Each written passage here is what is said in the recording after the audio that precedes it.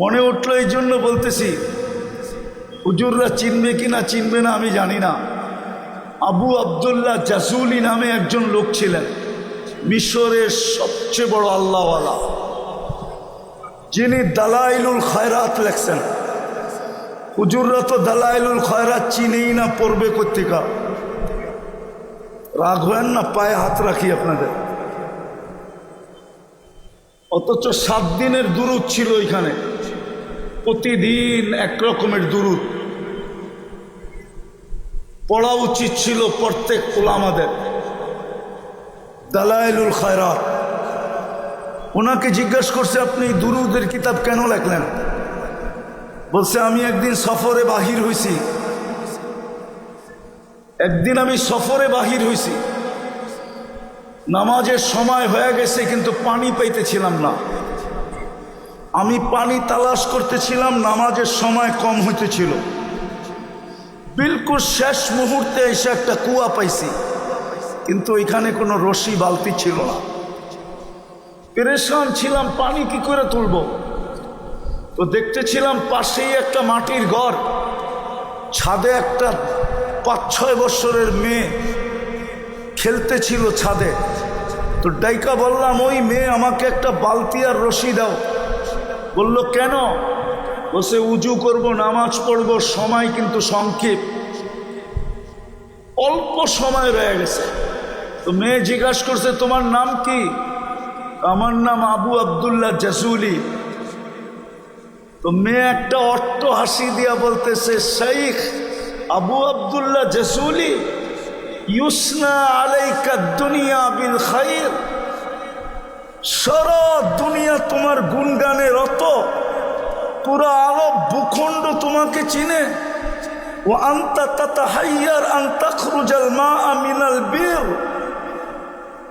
তুমি কুয়ার থেকে পানি উঠাইতে পারতেছো না, রশি টুকাইতেছো আর বালতি। এত বড় শাইখ হয়ে কি লাভ হইল? আবু আবদুল্লাহ জাসুলি বলতেছে, ওই মেয়ে, তর্ক বিতর্ক করিস না, বালতি দে, রশি দে। তো মেয়ে বলতেছে, সর। ওই ছাদের থেকে দাঁড়ায়া কুয়ার ভিতরে থুতু মেরা দিছে, আর পানি উছলায়া উপরে চলে আসছে। মেয়ে বলতেছে, ওই শাইখ কার উজু, পড় নামাজ। তাড়াতাড়ি উজু করে নামাজ পড়া জিজ্ঞাসা করছে, ওই মেয়ে, তুই এত বড় মর্তবা পাইলি কি করে? তো বলতেছে, আমি বকরি চড়াই, বকরি। সারাদিন আল্লাহর রসুলের উপরে দুরুদ পড়ি। ওই দুরুদের কারণে আল্লাহ আমাকে এই বয়সে এত বুজুর্গি দান করছে। ওই রসুলের উম্মত আজকে ডেলি 100 বার দুরুদ পড়ে না। যুবক, রাগ হয় না, তোমার আমার জিন্দিগির উপরে লানত, লানত, লানত। তুমি ডেলি 1 বার দুরুদ পড়ো না, লানত আমাদের জিন্দিগির উপরে। আজকে মুসলমানের দুরবস্থা কেন? এত বড় নবী পাওয়ার পরে, যার দুরুদ পড়তে পড়তে এই বুজুর্গি পাওয়া যায় যে কুয়ার থেকে পানি আর উঠাইতে রশি আর বালতির দরকার হয় না। আমাদের নবীজি যখন পেটে ছিলেন, পেটে আসতে দেরি, আমেনা কুয়ার কাছে গেলে রশি বালতি দিয়ে পানি উঠাইতে হতো না। কুয়ার পানি উছলায়া উপরে আসতো, আর আয়েশা প্রথমে সালাম দিত, আমেনা সালাম, তো জাহানের বাদশাহ তোমার পেটে, তুমি চলে আসছো কেন? বললে তো বাড়িতে যে পানি বইড়া দিয়ে আসতাম। মক্কার মেয়েরা অপেক্ষা করতো আমেনা কুয়ার পাড়ে কখন আসবে। যখন আমেনা কুয়ার পাড়ে আসতো, তো মক্কার মেয়েরা বলতো, আমেনা তুমি আগে ভরো না, তুমি আগে পানি ভরলে পানি তলদেশে চলে যাবে, আমাদেরকে রশি বালতি দিয়ে উঠাইতে হবে, আমরা আগে ভরা নেই, তারপরে তুমি ভরা নিও। তুমি যতক্ষণ না পড়বে পানি ততক্ষণ নিচে যাবে না। ওই রসুল। বিধবা মহিলার সুগ্রাণ লাগানো নিষেধ এখনো, তখনও। আব্দুল মুত্তালিব একদিন স্ত্রীর কাছে অভিযোগ করছে, পুরা মক্কায় এই কথা মুখে মুখে, তোমার পুত্রবধূ বিধবা, কিন্তু এত দামি সুঘ্রাণ কোথায় পায়? আগে পুত্রবধূকে জিজ্ঞাসা করো, নাক কান কাটা গেল কিন্তু আমি সর্দার। তো বলছে তুমি বলতেছ, আমিও তো দেখতেছি সুঘ্রাণ যখনই গোসলখানার থেকে বাহির হয় আর আমি ঢুকি, মনে হয় কে জানি সুঘ্রাণ দিয়া প্যাক করে রেখা আসছে, প্যাক করে। কি কইরা? প্যাক করে রেখা আসছে। দুইজনে জিজ্ঞেস করতেছে, মা সুঘ্রাণ কোত্থেকে পাস, তুই না বিধবা? বলছে, মা শরীরে সুঘ্রাণ না, থুতুতেও সুঘ্রাণ। বলছে, মা এটা আমার সুঘ্রাণ না, প্যাটেরটা সুঘ্রাণ, প্যাটেরটা। ওই রসুল দিল, এতগুলা প্রতিশ্রুতি দিল, এক রাত্র ৮৩ বৎসর দিল, এত বড় মর্যাদা দিল, আজকে আমাদের এই দুরবস্থা কেন? ওলামাদের মিলতে পারে যোগ বিয়োগ, আমার মেলে না। ফিলিস্তিনের যুদ্ধ আমার যোগ বিয়োগ মিলে না। কিশোরগঞ্জের ওলামাদের মিলতে পারে যোগ বিয়োগ, আমার মিলে না। কেননা ওনারা তো মিডিয়ায় ফিলিস্তিন দেখছে মনে হয়, আমার মতো 15 বছর আগে যে চোখে দেখে নাই ফিলিস্তিন। আমার মতো যদি 15 বছর আগে দেখতো ফিলিস্তিন, তাহলে ওরও যোগ বিয়োগ মিলতো না।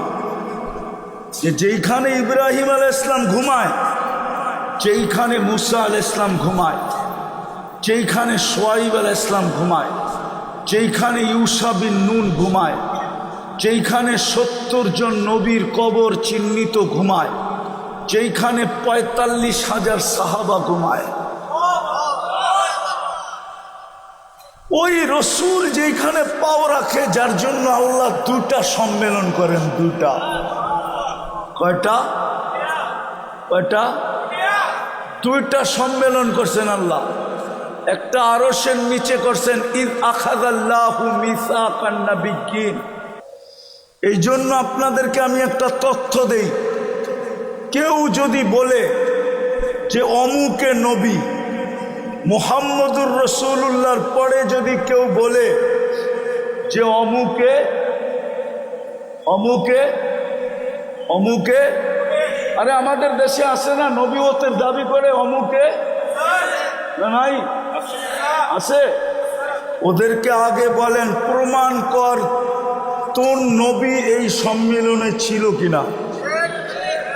যদি প্রমাণ করতে পারোস তো মাইনা নিব।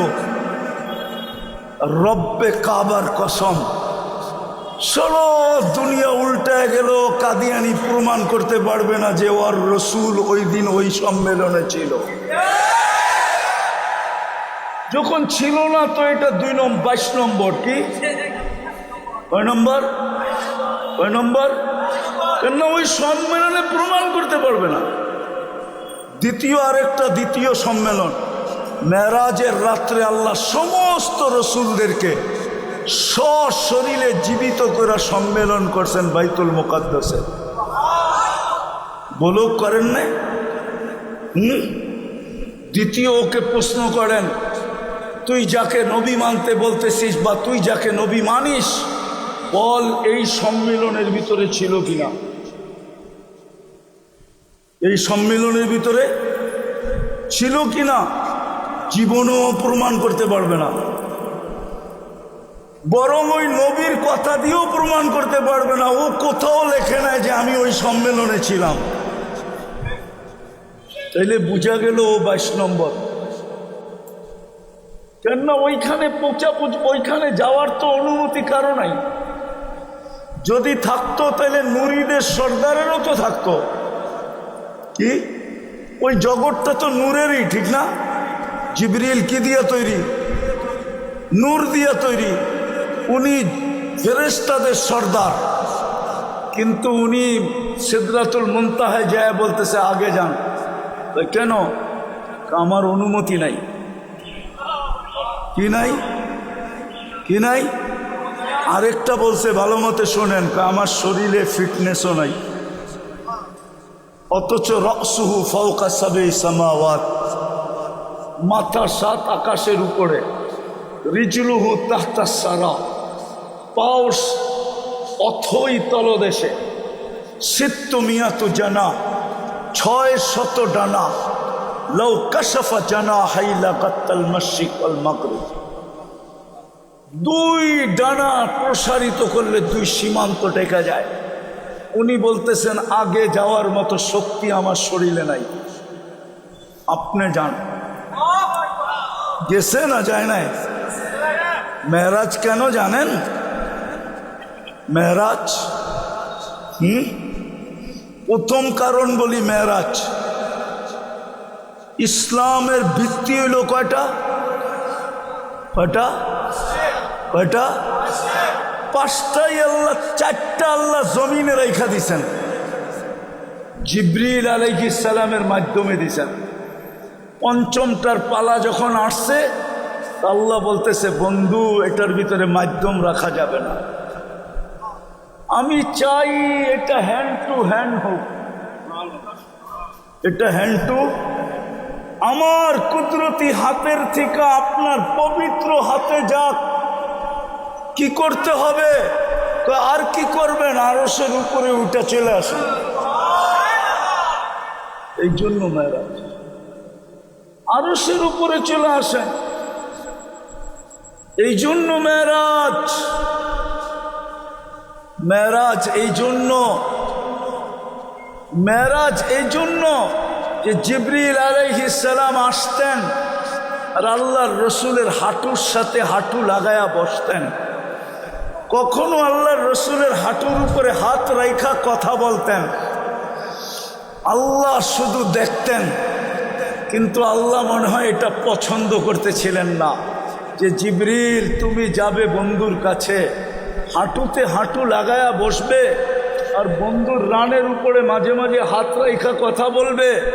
জিবরিল এটা হইতে দেওয়া যায় না, আমি তোমাকে সরায়া দিব, বন্ধুকে উঠায়া টাইকা নিয়ে আসবো, বন্ধু আমার পাশে বসবে, কাবা কাউসাইনি আও আদনা, সুম্মা দানা ফাতাদাল্লা ফাআওহা ইলা আবদিহি মা আওহা। বন্ধু আমাকে দেখবে, আমি বন্ধুকে দেখব, বন্ধু বলবে আমি শুনবো, আমি বলবো বন্ধু শুনবে। তুমি জিবরিল আও। এই জন্য মেরাজ।